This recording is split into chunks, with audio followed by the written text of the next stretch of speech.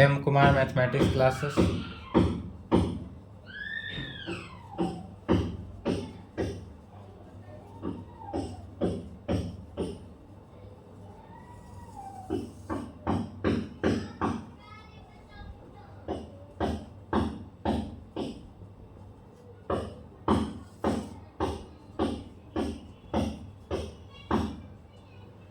Lecture कितना हुआ? 8, class 12th में क्या चल रहा है? Application of derivative. Application of derivative. Application of derivative increasing and decreasing का हमने क्या किया था? Increasing and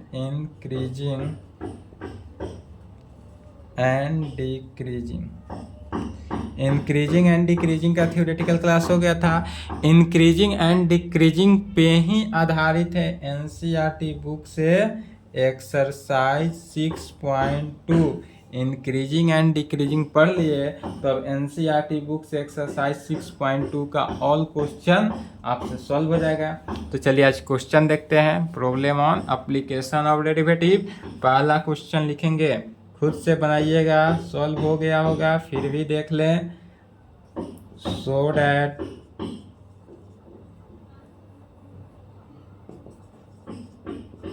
the function given by f(x) is equal to 3x plus 17 is strictly increasing on R में। क्या बोल रहा है? क्वेश्चन है कि सो that the function given by f(x) is equal to 3x plus 17 is strictly increasing on R में। तो strictly increasing and strictly in decreasing बताए थे। इंक्रीजिंग और डिक्रीजिंग में डिक्रीजिंग का ग्राफ और strictly increasing and strictly decreasing में थोड़ा सा का अंतर होता है। थोड़ा नहीं, बहुत अंतर है। यदि आपसे कहा जाए स्ट्रिक्टली जैसे कि देखेंगे स्ट्रिक्टली इंक्रीजिंग मैंने क्या हुआ? डायरेक्ट अगर हमने बताया था कि इंक्रीजिंग का ग्राफ क्या होता है? यहाँ से चला, इंक्रीज किया, फिर इसके सामने चल रहा है, फिर यहाँ से इंक्रीज किया, चलेगा, इंक्रीज करेगा, तो यह कैसा हुआ? इंक्रीजिंग का ग्राफ हुआ। यह स्ट्रिक्टली इंक्रीजिंग नहीं है, यह ग्राफ जो है इंक्रीजिंग का ग्राफ हुआ। और यही यदि ग्राफ इस प्रकार से हो, निगेटिव से इस प्रकार से डायरेक्ट चलता रहे, डायरेक्ट क्या चलता रहे? जैसे अगर मान लिया जाए आपको यदि मोतिहारी टू पटना जाना हो, आपको क्या जाना है? मोतिहारी मान लेते हैं, जैसे कि आपको मोतिहारी टू पटना जाना है। तो मोतिहारी टू पटना जाने में आप मोतिहारी से मुजफ्फरपुर जाइएगा, फिर मुजफ्फरपुर से चेंज करिएगा रूट, फिर मुजफ्फरपुर गए, मुजफ्फरपुर से मधुबनी गए, मधुबनी से घूमते हुए समस्तीपुर, घूमते हुए पूरे पटना आए। तो यह इंक्रीज कर रहे हैं, तो यह क्या हुआ? इंक्रीजिंग का ग्राफ हुआ। मतलब कि आप पटना पहुंचिएगा मोतिहारी से, लेकिन क्या किए? पहले मोतिहारी से मुजफ्फरपुर आए, मुजफ्फरपुर से मधुबनी गए, सीतामढ़ी गए, उसके बाद वहाँ से आते हुए फिर आप कहाँ पर आए? पटना आए। तो वह इंक्रीजिंग हुआ। बट यदि आप मोतिहारी से डायरेक्ट पटना आते हैं, मधुबनी नहीं गए, कहीं और जगह, कहीं और डिस्ट्रिक्ट में नहीं गए, डायरेक्ट आप पटना आते हैं, तो वह क्या हुआ? Strictly increasing. माने आप स्ट्रिक्टली आ गए। स्ट्रिक्टली एंड सीधा इंक्रीजिंग एंड स्ट्रिक्टली इंक्रीजिंग में यही अंतर है कि इंक्रीजिंग मैंने आप क्या हुआ कि अगर मान लेते हैं आप मोतिहारी से पटना आना निकले तो आप मधुबनी भी जा सकते हैं घूमने, तो वह इंक्रीजिंग है। आप तो पटना आ ही रहे हैं, तो वह इंक्रीजिंग हुआ। बट आपको स्ट्रिक्टली इंक्रीजिंग में क्या हुआ? मधुबनी नहीं जाना पड़ेगा, आपको डायरेक्ट क्या हुआ? मोतिहारी से डायरेक्ट आप पटना ही आइए। तो वह क्या हुआ? Strictly increasing. तो अधिकतर स्ट्रिक्टली इंक्रीजिंग को ही फॉलो करना है, इंक्रीजिंग में नहीं। इंक्रीजिंग में जाइएगा तो आज चलिएगा मोतिहारी से पटना 10 दिन बाद भी पहुंच सकते हैं, बट स्ट्रिक्टली इंक्रीजिंग में आज चलिएगा तो 4 घंटा में यहाँ पहुँच ही जाइएगा। इसलिए स्ट्रिक्टली इंक्रीजिंग में ही क्वेश्चन अधिकतर रहेगा। क्या कर रहा है question? So that the function given by f(x) is equal to 3x plus 17 is strictly increasing on R में। यह जो है फंक्शन एफ एक्स जो है फंक्शन 3x प्लस 17 वह स्ट्रिक्टली इंक्रीजिंग बोल रहा है। स्ट्रिक्टली इंक्रीजिंग बोलने का मीनिंग ही हो गया यह स्ट्रिक्ट है, डायरेक्ट है, इसको रोक टोक नहीं है। तो चलिए क्वेश्चन लिखे तो इसके बाद इसका सॉल्यूशन देखते हैं। यह क्वेश्चन इंक्रीजिंग एंड डिक्रीजिंग का क्वेश्चन जो है छोटा छोटा है, इसका सॉल्यूशन जो है लॉन्ग नहीं होता है।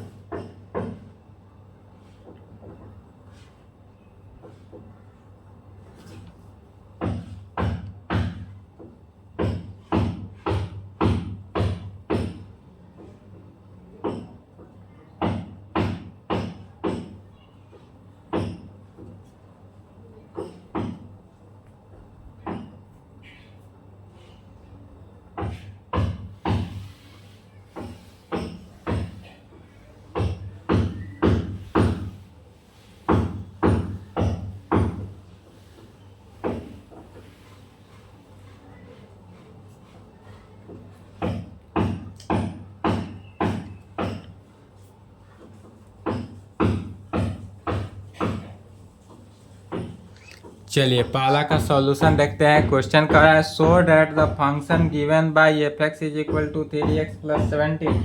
हमारे पास फंक्शन क्या दिया हुआ है, एफ एक्स दिया हुआ है 3x प्लस 17। यह स्ट्रिक्टली इंक्रीजिंग कर रहा है ऑन आर में या नहीं, यही हमको क्या करना है, बताना है। तो इसको जो भी क्वेश्चन है 1 नंबर क्वेश्चन समझना है, 2, 3, 4 एंड सो सभी क्वेश्चन लगभग सेम ही है। तो कहेंगे सबसे पहले ऑल क्वेश्चन में क्या करना है, मान लेते हैं। तो कहेंगे सॉल्यूशन लेट माना कि x1 and x2 be any two number in R में। क्या कर रहे हैं, मान लेते हैं कि x1 एंड x2 जो है be any two number in are, यह आर में कोई 2 नंबर है, देन तब वी गेट हम क्या पाते हैं, यदि x1 एंड x2 दोनों क्या है, आर में कोई नंबर है, तो हम क्या पाते हैं, वी गेट x1 जो है लेस देन x2।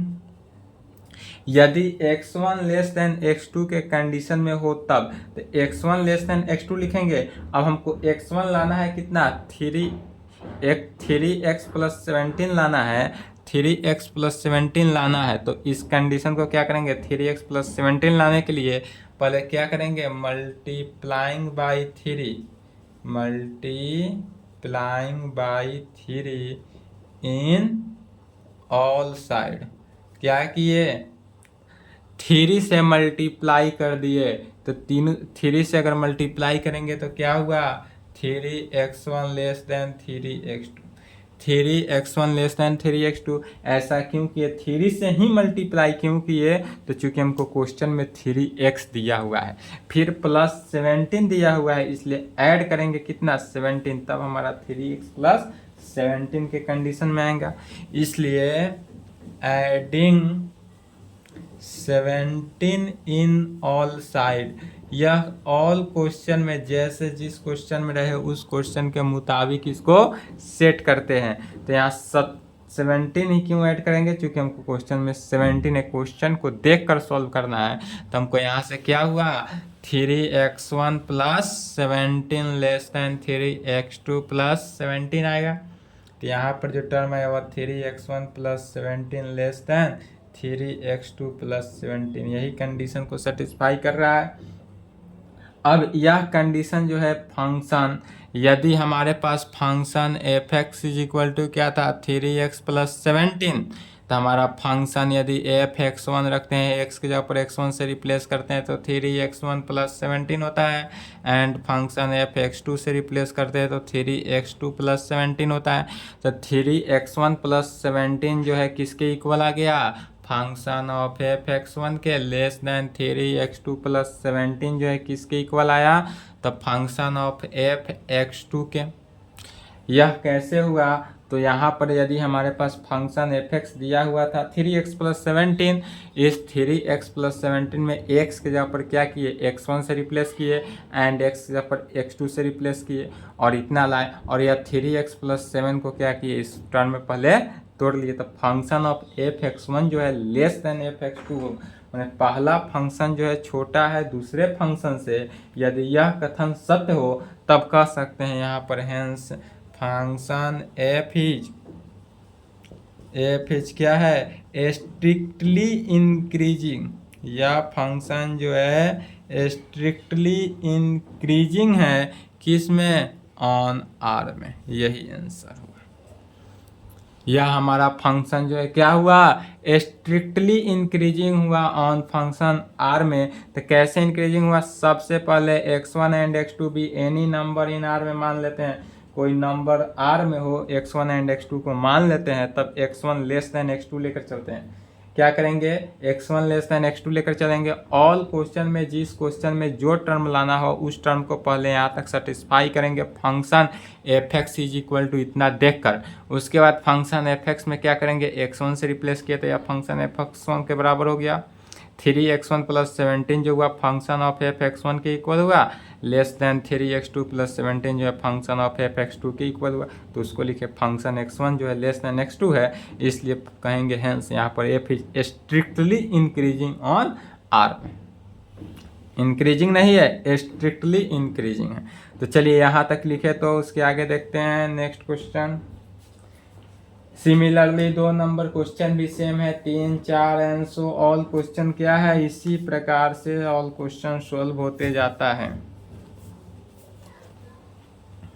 चलिए नेक्स्ट लिखेंगे दूसरा नंबर।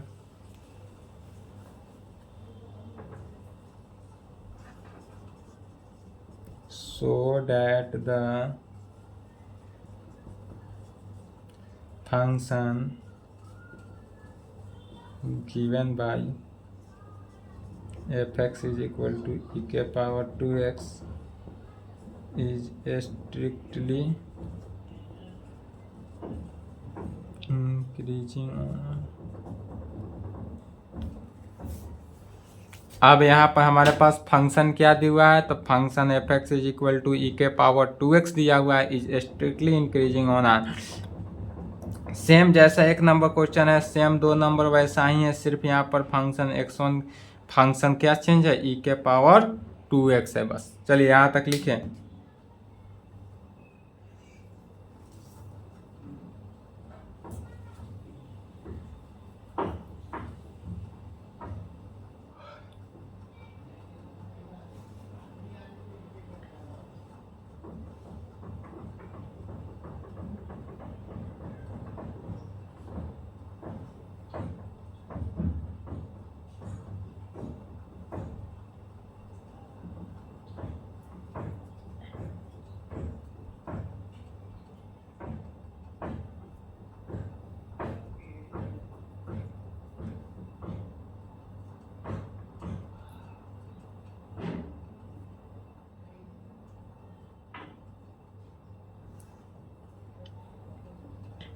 चलिए लिख लिए। दूसरा का सॉल्यूशन देखते हैं।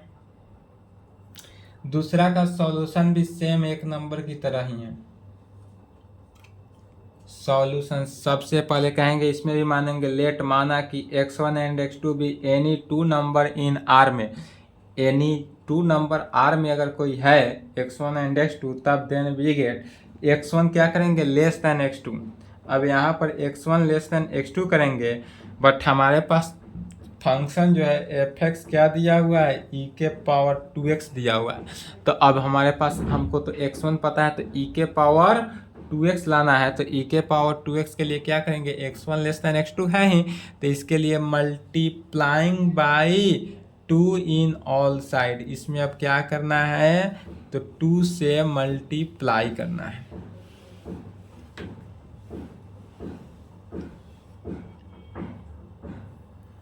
कहेंगे वी गेट क्या पाते हैं कि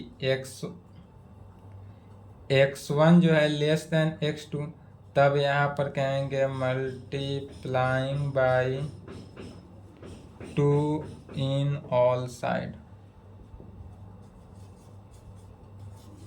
ऑल साइड में क्या करेंगे, 2 से मल्टीप्लाई करेंगे। तो जब 2 से मल्टीप्लाई करेंगे तो यहाँ पर क्या हुआ, 2x1 लेस दैन 2x2। क्या हुआ, 2x1 लेस दैन 2x2 में हुआ। अब 2x1 लेस दैन 2x2 हुआ, अब फिर इसमें क्या करेंगे, ई का पावर लगा देंगे, माने ई का पावर हो जाएगा तो ई से क्या करेंगे, multiplying by exponential function in all side, multi again multiplying by exponentially E, multiplying by exponentially E in all side. यदि एक्सपोनेंशियली को ऑल साइड मल्टीप्लाई करते हैं तो क्या होता है, ई के पावर 2x1 लेस देन ई के पावर 2x2 में ई का पावर 2x1 जो है लेस देन होगा किसके, ई के पावर 2x2 में। तो ई के पावर 2x1 लेस देन ई के पावर 2x2 में, और हमारे पास फंक्शन क्या गिवन था, तो function F x is equal to e के पावर 2x, तो हमको क्वेश्चन में दिया हुआ ही है। तो function F x is equal to e के पावर 2x दिया हुआ है, तो यहाँ पर क्या करेंगे कि x को x1 से रिप्लेस करेंगे, तो फंक्शन एफ x1 जो है क्या हो गया, ई का पावर 2x1 में हो गया। Function of F x one जो है, function F x is equal to e का पावर 2x है, या फंक्शन एफ एक्स को किसके, x1 के साथ रिप्लेस करेंगे तो ई के पावर 2x1 होगा। एंड यही फंक्शन f को x2 के साथ रिप्लेस करेंगे, इसी फंक्शन x को x2 के साथ रिप्लेस करेंगे तो क्या हो जाएगा, ई का पावर 2x2, ई का पावर 2x2 में हो गया। तो यहाँ पर क्या हो गया, इस दिस इम्प्लाइड ई का पावर 2x1 को क्या कहेंगे, तो फंक्शन ऑफ एफ x1 में ई का पावर 2x1 को क्या कहेंगे, फंक्शन ऑफ x1 में, एंड ई का पावर 2x2 को क्या कहेंगे, less than function of f x2 में। तो यहाँ पर भी क्या हुआ, फंक्शन ऑफ एफ x1 जो है less than function of f x2, इसलिए कहेंगे hence f is strictly increasing in R में, इसलिए कहेंगे हैंस यहाँ एफ जो है, f is strictly increasing in R में। और यहाँ पर क्या होगा कि function f is strictly increasing in R. चलिए यहाँ तक लिखे तो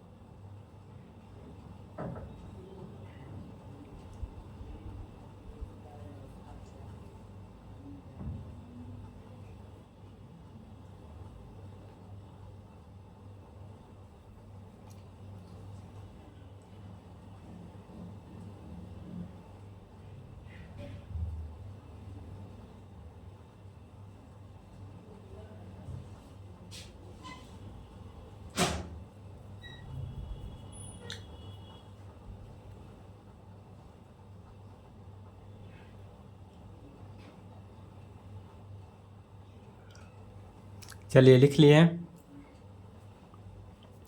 नेक्स्ट क्वेश्चन लिखेंगे,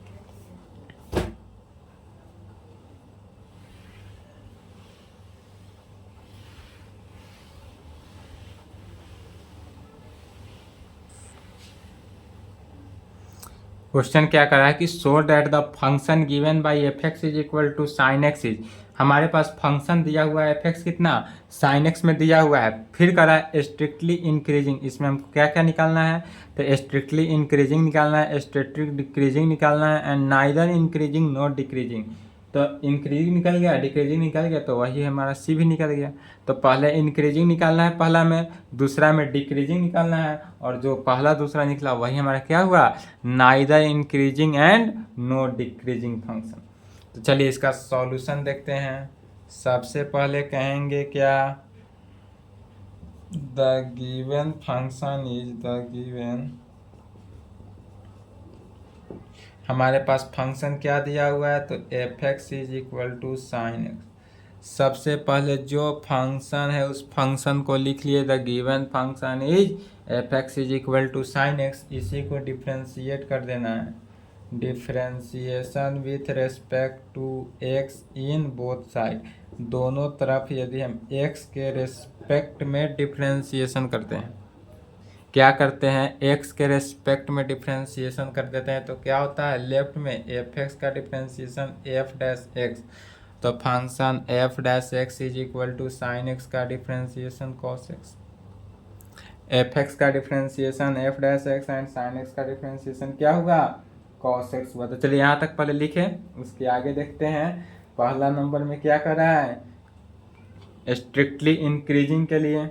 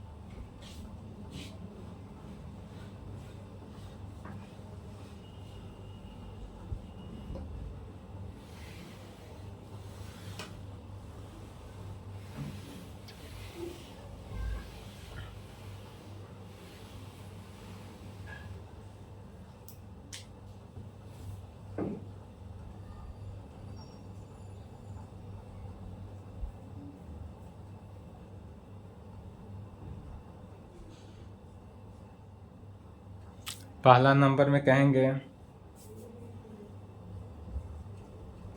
sense for each x belongs to किस में, 0 से π/2 था, यही ना, 0 से π/2 में निकालना है। तो 0 से π/2 निकालना है, फंक्शन एफ डैश एक्स जो है कॉस एक्स आया है। यदि हम जानते हैं कि यदि differential function f dash x का वैल्यू यदि 0 से बड़ा हो, ग्रेटर हो, तो वह क्या होता है, इंक्रीजिंग होता है, और यही यदि फंक्शन का डिफरेंशिएशन 0 से छोटा हो तो यह डिक्रीजिंग होता है और यह इंक्रीजिंग होता है। तो यदि हमारे पास फंक्शन एफ डैश एक्स क्या आया है, डिफिनीशन से फंक्शन एफ डैश एक्स जो है वह कॉस एक्स आया है।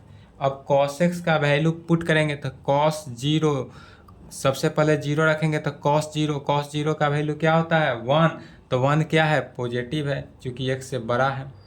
इक्वल टू भी केस में होता है, ग्रेटर देन इक्वल टू है तो ग्रेटर है 0 से, एंड अगर π/2 रखते हैं तो cos π/2 का वैल्यू 0, तो यदि इक्वल भी है, तो यदि फंक्शन का differentiation greater than equal to 0 के केस में आ रहा है, दिस इम्प्लाइड क्या, कि फंक्शन एफ डैश एक्स जो है ग्रेटर देन इक्वल टू 0 हुआ। फंक्शन का डिफरेंशिएशन cos x आया, cos x जो है चूंकि 0 से बड़ा भी है और 0 से इक्वल भी है, इसलिए यह फंक्शन का क्या हुआ, डिफरेंशिएशन जो है 0 के बड़ा है या 0 के बराबर है, इसलिए क्या हुआ, देयरफॉर फंक्शन एफ इज क्या है, स्ट्रिक्टली इंक्रीजिंग, यह फंक्शन जो है स्ट्रिक्टली इंक्रीजिंग है, किस में, तो इन 0 से π/2, यह 0 से π/2 में स्ट्रिक्टली इंक्रीजिंग है। यही यदि 2 नंबर रहता बी में क्या कर रहा है, function f is strictly decreasing put करना है, डिक्रीजिंग लाना है। तो डिक्रीजिंग के लिए फिर कहेंगे since for each x belongs to, इसमें क्या कर रहा है, π/2 से पाई के कंडीशन को सेटिस्फाई करना है। बी नंबर में किस में लाना है, π/2 से पाई के कंडीशन में स्ट्रिक्टली डिक्रीजिंग या इंक्रीजिंग आया था 0 से π/2 में, अब π/2 से पाई के केस में लाना है। तो देखेंगे हमारा differentiation function f dash x क्या था, कॉस एक्स आया है।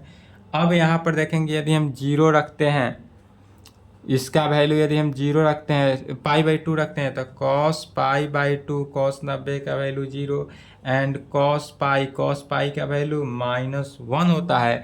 तो यह किस कंडीशन को सेटिस्फाई कर रहा है, तो फंक्शन का डिफरेंशिएशन एफ डैश एक्स जो है यह लेस देन इक्वल टू 0 के कंडीशन को सेटिस्फाई कर रहा है।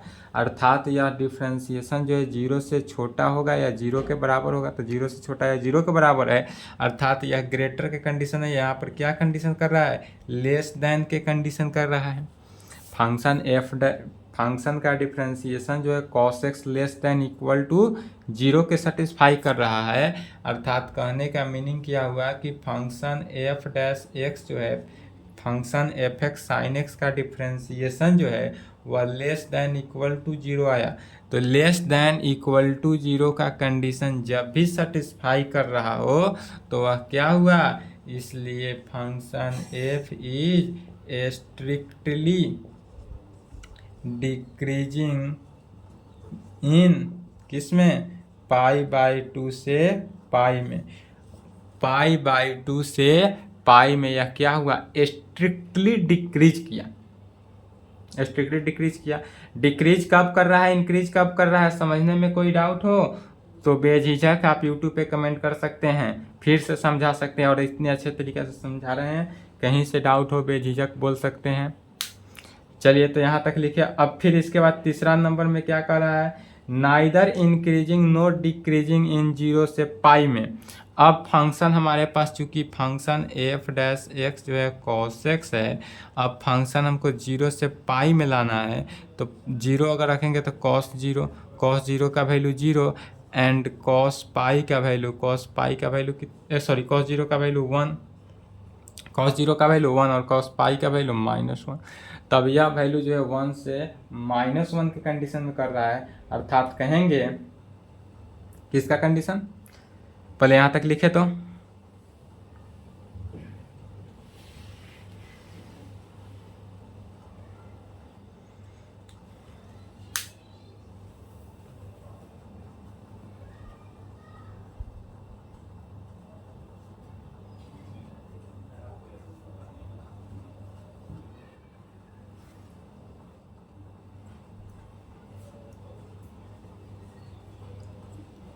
अभी जितना दोनों strictly increasing and strictly decreasing देखे, अब फंक्शन का नेक्स्ट में क्या कर रहा है, सी में देखेंगे कि जो फंक्शन का डिफरेंस आ रहा है कितना आ रहा है, 1 से -1 आ रहा है रेंज। अब यहाँ पर स्ट्रिक्टली इंक्रीजिंग में क्या आया था कि 0 और 1 आया था एंड 0 -1 आया था डिक्रीजिंग में। तो यह अब वैल्यू कहाँ से आ रहा है, 1 से -1 आ रहा है। इसलिए एबव को देखते हुए लिख सकते हैं रिजल्ट इस प्रकार से, फ्रॉम द एबव रिजल्ट क्या कहेंगे, फ्रॉम द एबव रिजल्ट, जो अभी एबव रिजल्ट आया है किस में, ए एंड बी में, from the above result A and B में जो रिजल्ट आया है उसी को देखते हुए it is clear that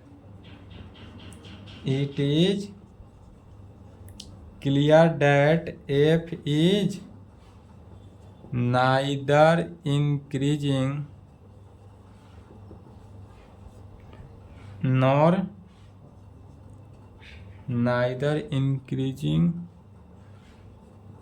nor decreasing function in 0 से पाई में। इसलिए क्या कहेंगे, from the above result in A B, in A, B, A and B, it is clear that f is neither increasing nor decreasing function in 0 से pi में। चलिए यहाँ तक लिखे हैं।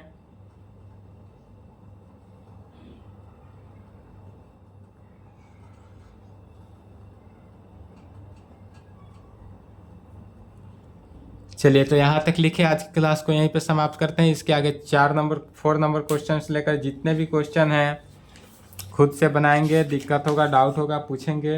19 क्वेश्चन है। आज की क्लास को यहीं पे समाप्त करते हैं, यहाँ तक कंप्लीट करें। चलिए।